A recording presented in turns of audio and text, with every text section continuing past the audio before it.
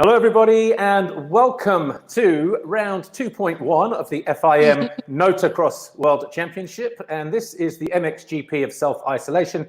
And we're in the middle of nowhere, broadcasting from the comfort of our own homes. Although, personally, I would be much more happier to be broadcasting from Trentino as originally scheduled this weekend. However, you know, all joking aside, we know the real reason why we are here this weekend doing our live show from a remote location, and that is because of COVID-19 coronavirus, not only kind of crippling the sports world, but also bringing the whole world to its knees at the moment.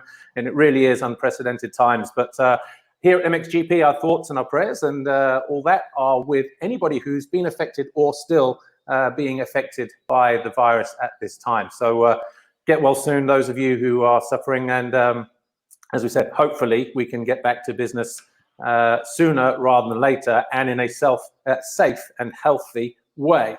My name's Paul Malin. Lisa Leyland will be joining me, there you see on screen there. And we've also got Jeremy Seewer joining us from Monster Energy Yamaha Factory MXGP team. He's going to be in Switzerland. But Lisa Leyland, first of all, I'm going to come to you. We're back. Have you ever presented a virtual studio show before? This is definitely new to me, but it's good. It's good to see your face again, Paul. I've missed you. Oh, thanks, Lisa. Well, look, I'm in Belgium. You're in Barcelona. Yeah. Jeremy's in Switzerland. I guess there are no real problems with self-distancing here this weekend. Exactly. It's all about keeping the 2-meter distance, isn't it, really? So, no, I feel like we're all together virtually in the little cloud in the air somewhere. In our own little virtual bubble. Virtual bubble. It works. Yeah. It works for me. So, how have you been dealing with it actually out there in Barcelona? I saw you were doing some fitness videos in and around the pool and up and down the stairs recently. Well, do you know what? I'd get so bored if I wasn't doing anything like that. It's really tough. So it's just my way of kind of keeping myself busy, so I don't go crazy, so I don't make my my partner crazy. Although he's had enough of me already, to be fair. But yeah. Okay, well, look, good to see you're well and all of that. But let's welcome our first guest. Our only guest, actually, is the best way we can do it. Jeremy Seewer from Switzerland, of course, Monster Energy Yamaha Factory MXGP rider. Jeremy, welcome to our virtual studio show here for MXGP. You are our first ever guest in our virtual studio. Looks like you've got a very nice studio sat there. How is it in Switzerland? Yeah, first of all, hello everybody. And yes, it feels strange, you know, to be home and do this kind of thing, but it's you know, super fun to do. And like Lisa said, we kind of meet each other somewhere, you know. And yeah, I'm home in Switzerland, as you can see, just right in front in the backyard of my parents' house, you know, and you know, just doing what I can do, as everybody's, you know, struggling with that virus, of course. So how is the situation over there? Here in Belgium, we're not in complete lockdown. You know, we can go for a walk, we can go to the supermarket, we can do some exercise, but most of the shops are closed. How is it for you there in Switzerland? Are you still able to get out and about? I think really similar than Belgium. Just my lucky point is that I live really outside of any kind of city. So, you know, here it's not packed, so I can still be a bit more free and go outside and enjoy myself outside as well, you know. Okay, well, Jeremy, let's talk about training. Are you on a temporary break from training at the moment? Because the first GP, well, the next GP is not scheduled until June. And of course, the final GP will be all the way in November. So that's quite a long time to maintain that peak fitness, isn't it, really? Yeah, of course. Like, we had to reschedule everything, and I didn't ride my bike since Falcon Swart, to be honest, you know. And yeah, we made a plan to keep physically fit. Like, I'm not doing nothing. I'm a lot on my bicycle, running. I have a small gym here at home with some things I can do, not everything, of course, but I just keep myself fit, work on my base without losing too much, and then we have to build it up on time to be ready in June with the bike again, you know. Absolutely. Well, Jeremy, we've just had a message through on social for you. It's just up here, and it says, this is from Uwe Olsen. How do you keep up with training and staying in shape during this time? Yeah, as I just mentioned, you know, it's something complete new for all of us, but we have to adapt to it. And as I said, I spend my days running, cycling, doing gym exercises, keep myself fit. The only tough thing about it is you have no proper goal, because I mean, it's somewhere June we're gonna race, or maybe July, or we don't know. That's tough, because we know in November normally that date is our first GP, and we're gonna be ready there. And now we keep ourselves fit, but it's super tough to judge the moment we have to be ready. This is a bit a tricky situation, but to keep ourselves fit is fine. Just with all that other kind of sports we can luckily still do. But I guess it's that focus point, isn't it, at the moment, that's just a bit. Yeah, it's a bit lost. Yeah. Like, we need to keep ready, but not fully in top shape, because we have races in November, so it's going to be super tricky in that kind of reason, Yeah. Well, don't you think it's unbelievable, really, how the virus has kind of completely turned everything upside down on its head? It's almost like your off season has come early again. It literally is kind of strange how things have happened in such a short space of time.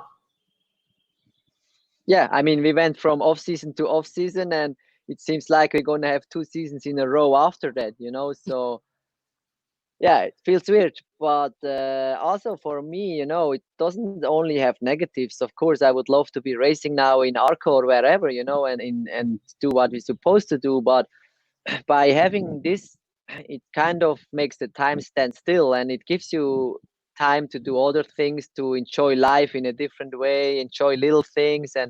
And for once, it's super nice weather, and we have some time. Normally, it's only in the winter, in the dark, gray days, where we have some time off, so it can also be nice. But yeah, of course, we want to go racing,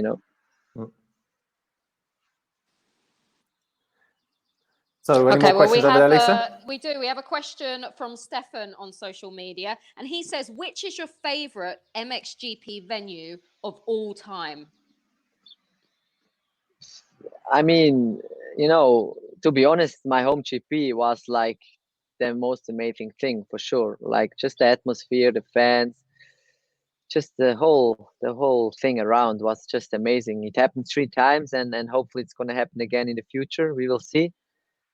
And of course, there are many other nice GPs. I especially enjoy GPs, where the fans are really crazy, like France, like England, Metro Basin, or Germany, Deutschenthal. This kind of GPs I love, The track actually in Switzerland, that's your local club, isn't it? Just not so far away from you, Frauenfeld?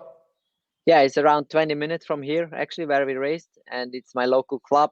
I mean, the track doesn't exist. They build it up for that GP once a year, And in the future, we will see where it's going to go at. Maybe they change location. If they can manage to organize it again, we will see.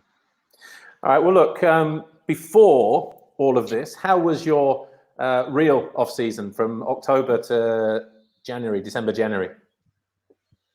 Yeah, my off season went, I think, really positive comparing the 2 winters before. I had my good base. I had a good background. Of course, I changed team, but still for myself, the base stayed the same with Michele Rinaldi in the background. And we did some good testing. We made steps forwards. My body was perfect. No injuries, nothing to really care about, So I had a great off season and felt really strong and ready for that season, when it started off. Okay, well, we have another question for you from Dave. He said, what is your best memory racing motocross? To break it down to one, it will be again my home GP, first year home GP. That feeling was just, goosebumps still today, like 20, 30,000 spectators just cheering for you, and you are going for that race win. Is just a feeling you can't change with anything else, Yeah, absolutely. Well, Dave, hopefully that's answered your question. Okay, well, we also want to talk about the first GP, which was in Matterley Basin. The 2020 season so far has got 2 GPs. Matterley Basin, the lead up to the event on the Sunday was a lot of weather, but despite all that, despite all the rain, it was pretty much perfect circuit conditions, though, wasn't it? Yeah, honestly, I think it's been the best Metroly we raced on Sunday for years, with the line choices we had, the way the track got rough. It was really perfect. And yeah, my season started off. It couldn't be any better. I just whole shotted the first moto. I continued where I finished off in China last year in that second race with a whole shot, so that felt good. And also that second place, was just yeah, perfect for me. And I was super happy that to see that we have the potential, that I'm ready, that I'm also ready. First GP is a lot in your head, especially all the pressure, and everybody's a bit nervous, and everybody's going to be fit, but there are many other aspects. So it started off great, and on a great racetrack, and a great racetrack, and great weather on Sunday, luckily. Yeah, well, like you mentioned, you actually started off with a whole shot. Fourth overall that weekend, the highlight obviously being the first race. Were you happy with your racing that weekend? I was super happy with my racing. Just in the second moto, it started to get a bit. I had some bad luck. I came together with Clément Desal in that second tight right-hander after the start right away, and we just like touched each other because two ruts went into one, and I lost my rear brake. Like, he broke off my caliber, and I had to race without any kind of rear brake. So that was super tough. And for this kind of reason, the fourth was amazing. But of course, I wanted to be on the podium because I think my performance was good enough, and I had that podium spot. But that's how racing goes, Obviously, we've got this clip here of you in that first race. You made that foxhole shot, and then you lost the lead quite quickly, but you managed to find your way back onto the rear wheel of Mitch Evans here and get that second position. Did it just take a little while to get going in that first race? Yeah, that was a bit my plan, because on a track like this, I think I did maybe 8 laps before we went racing. Like everybody, we had like one time session, and the track is super long. So like it took us 3 minutes for a lap. So that was 20 minutes. We did like 8 laps, and on Sunday morning, another 4 or 5 laps in the warm up. And then we went racing, and normally we spend like 1.5, 2 hours before we go racing. So I needed some time to know the track, to read the track, and to understand how to race it. And that's why I just had a bit of safety, and caught him back after. And it was funny. He passed me in the corner, also that downhill corner on the outside. And after, I passed him back on the inside, which was super weird, Same line choice, but once he passed me and once I passed him, Yeah. Is it always a relief to get that first GP out of the way? You spend the winter and the off-season riding, training, testing. You do a couple of pre-season races, but the big goal is the World Championship, MXGP. So when you finish, when you get that first GP out of the way, is there almost a sense of relief that it's, okay, now we know where we're at with physical fitness, with the bike, and the rest of the competition? Is that how you felt when the first weekend was done at Natalie? Yes and no. For some kind of reasons, yes, because you prepare such a long time, and that's the first time you can compare yourself, like, without hiding anything. But for the other case, like, I'm 25 now, so I've done quite some seasons. So coming into that first round, I know already a bit how to handle it. I know the season is long, so yeah. Okay. And what about Valkenswaard? Obviously, round 2 at the MXGP of the Netherlands. That was another tough GP, actually, for everybody. Again, we were hit with pretty serious weather. And from the outside looking in, it seemed like it was the heaviest it's been for a long time, and certainly the softest it's been for a while. How was it from your situation, physically, mentally? Because, like I say, it was a tough weekend. Yeah, Valkenswaard was super tough. It rained so much, and the track was so soft and tricky to ride, untouchable, and deep mud holes and hard places. So I think everybody struggled. We just had bad luck with the weather. It happens, and I felt not too bad mentally. I was ready. I was just knowing, what I knew what I had to do and stuff. But somehow, luck was not on my side and at all, especially on Sunday, to be honest. Mm. Well, Jeremy, let's step away from racing for the moment, but it's actually a well-known fact that you're a massive engineering geek. Geek. Geek. Just tell us, where does that interest come from and when did it all start? It started when I was 15, like when I started to do like my apprenticeship as a CNC, like with milling machines and stuff like this. And I did that for 4 years. I studied it for 4 years and I had a lot of interest. And I always used to work on my own bike when I was even younger. I washed my bike, I changed pistons, I changed engines, I changed suspension, everything. And I always had an eye in this, and especially in mathematics, physics. I love it a lot. Like now I'm home and sometimes I have like a bit of free time. I just take some old school books and I do some math just because I like it, you know. Really? Yeah, sure. Yeah. I just like to keep my brain busy with like some whatever it is, you know. Yeah. Brilliant. Homeschooling at the moment. No, it's a good just thing. for fun. Jeremy, we have a question for you, another one on social from Thomas. And he said, if you had to pick one food to eat for the rest of your life, what would it be? Ooh. Ooh, that's a question. That's a good question. I don't know. I love pancakes. Maybe I can survive with pancakes. I don't know. Possible. You might pile on the pounds though. That's the thing. You might put on a bit of weight if you keep eating pancakes. Yeah. I see the problem with that. Can be, but I love pancakes. I was half expecting chocolate, Swiss chocolate, maybe Swiss chocolate sauce drizzled over the pancake. Oh, nice. But it is too dangerous. Then the weight is going on even more, you know. So.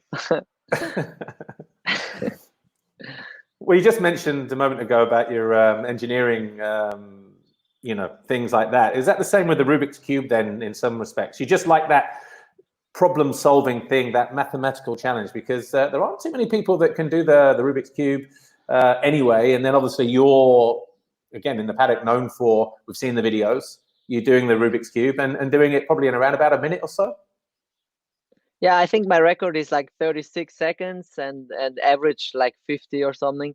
But yeah, that's exactly it. It just keeps my brain fresh, and I like to have this kind of mathematic things, you know, to use my brain also for different things. And I think it keeps you sharp also for racing, you know, to have those kind of things inside, you know.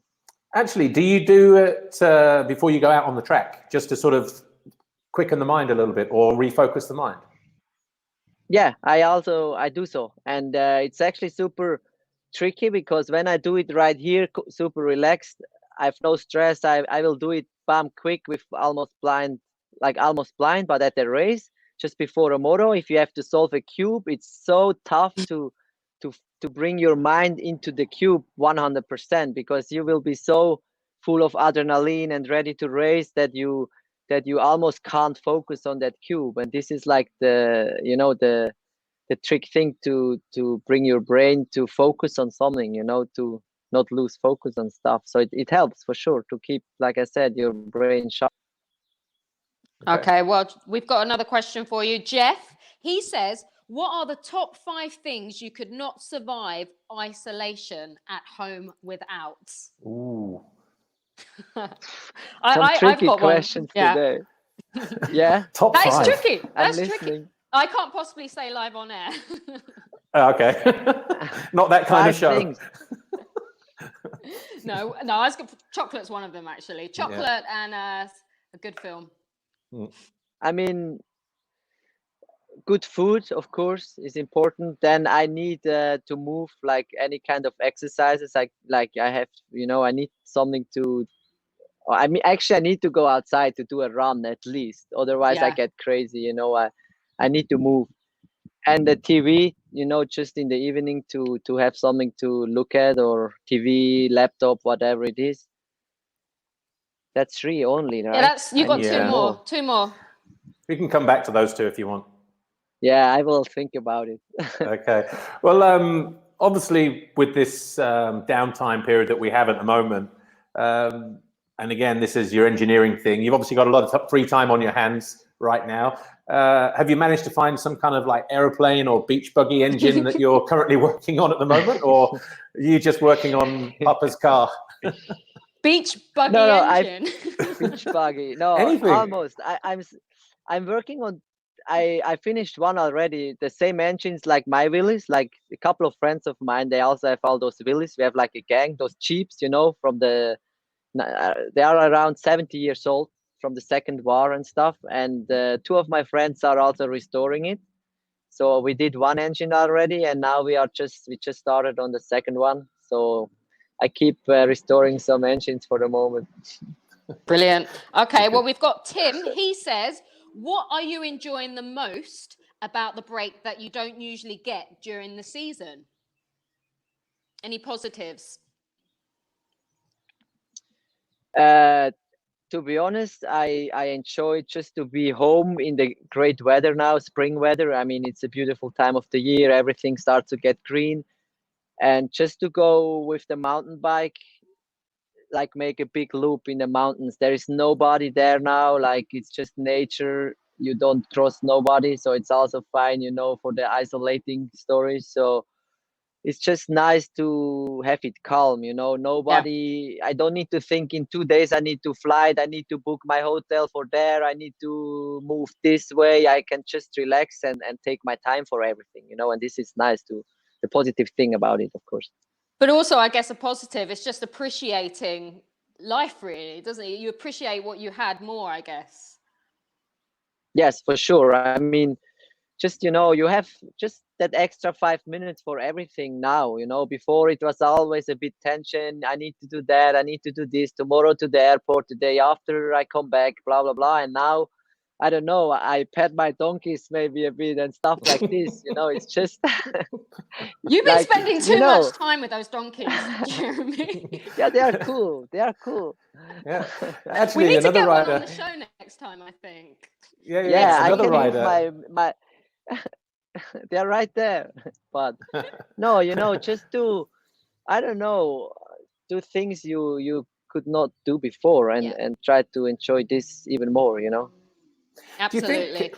Do you think actually that when all this is back to normal, you will change the way you live and go about your everyday life? Has it made you rethink that way? Things that you can maybe do without that are less important, so to speak? To be honest, I hope so. I can, but I think the time is gonna run faster again as usual, and the time will be difficult to do so. But I mean, I will try, but we will see. First, realize afterwards how everything ends. How does it turn out, and what is the effect on the whole planet and stuff? But we will see. I hope I could, but it will be difficult for sure. Definitely. Well, we have some quick fire questions for you now. These can be one-word answers as well. I'm just going to fire them at you. Cool. Okay. Right. How old were you when you had your first race? 7. What's your favorite color? Yellow. Favorite country other than Switzerland? Argentina. It's pretty cool. Favorite food? Pancakes. What music are you into? I have no specific style at all. I'm charts, just charts. Chart. Okay. What was the last music concert you went to? I've never been. I've been at one in Belgium. Pukkelpop is the name. Okay. Beach holiday or mountain holiday? Mountain. Road cycle or mountain bike? In Switzerland, mountain bike. In Belgium, road cycle. Okay. I kind of know this one already. Favorite track? Why you know this one? Tell me. Because I know everything. It's my job. It's not to Switzerland. Know everything. I mean, no, yeah, it's my job but to know everything. Majora. It's Majora. Majora See, I is knew my it. favorite I knew track. it was. I knew it was Majora. You knew that? Okay. Yeah. Okay. What's your best racing memory? Switzerland. Swiss GP. And favorite teammate since turning pro? Hunter Lawrence. Yes, I knew that would be Hunter. Yeah, you all knew. Yeah, actually, you had a good time with those guys. You, Hunter, Jet, AJ. It was like the Yeah. you know, it seemed like it was a good fun time in that respect Yeah. for all of you. You were inseparable. Yeah, it was. We laughed a lot, and I mean, when it got serious, we also were serious. We trained hard, we raced and stuff. But beside that, we had a lot of fun, and we just kind of were in our bubble and didn't mind what was around us. We had just so much fun by ourselves, you know. Yeah, well, a couple more questions for you. We have Aiden. He says, during this time, how many times a day are you playing the piano? Actually, I wanted to play it every day, but it's not enough time a day with my engines and everything. But I played 3 times a week at the moment around. Okay. All right. Michael, he says, are you into playing video games? Last week I started up my PlayStation 3 and I played about half an hour and that's it. So in the past I played some motocross games and stuff like this, but actually I don't enjoy it so much anymore. Yeah. Okay. Well, Mark, he says, do you have any crazy pre-race rituals? Nothing crazy, to be honest. I mean, as everybody, I put on left foot first and right knee brace first. I think just it's always the same. You always do it the same way because I do it like this for, I mean, all my career. And the rest, no, nothing crazy. Just some normal stuff. I do the same kind of moves before every start just to get my body ready. That he knows now it's time to race, and that's it. To be honest. And then just the Rubik's Cube before going out onto the start line. Yes, exactly. Any more questions, Okay. Lisa, or No, is that that's it wrap it for up? the questions. Yep. All right. Well, look, all that's left to say is, Jeremy, thank you for joining us here today on our first virtual MXGP studio show from the comfort of your own back garden and the comfort of our homes, Lisa, on what was a first, actually. But before we do go, any plans this evening, Jeremy? My plans. Yeah. Actually, I have some plans. I'm just working in the workshop. Like I came here from there and I fixed my pit bike. I changed the forks. They are too short, so I make them longer. That yeah, that is just better. Yeah. It's a bit like my pit bike is going like this, and I make it more in balance now. That's what I do today. All right. Brilliant. And Lisa, what about you? Perfect Saturday night. I don't know. I'm just going to hang here for a bit, I think. I'll just hang out here. Yeah, I think my wife and I, we're going to go to the Stay at Home Festival this weekend, where there are quite a few music bands on offer. I think we're going to listen to the sounds of Depressed Mode, Miley Virus, and the Flu Fighters. So it should be a great night in. Sounds brilliant. Yeah. But anyway, guys, thank you for your time. Thanks to Lisa, as always. Jeremy Seewer, thank you for your time on this Saturday afternoon. And that is it. Lisa and I will be back next Saturday, same time, 4 o'clock, for a second virtual studio show. But I will be back on Tuesday at 4, Lisa on Thursday for some Instagram Live as well. So keep your eyes peeled to our Instagram sites for that. And we'll see you then. We look forward to your company and thank you for your company this afternoon. Thanks for watching. We'll see you next time. Bye for now.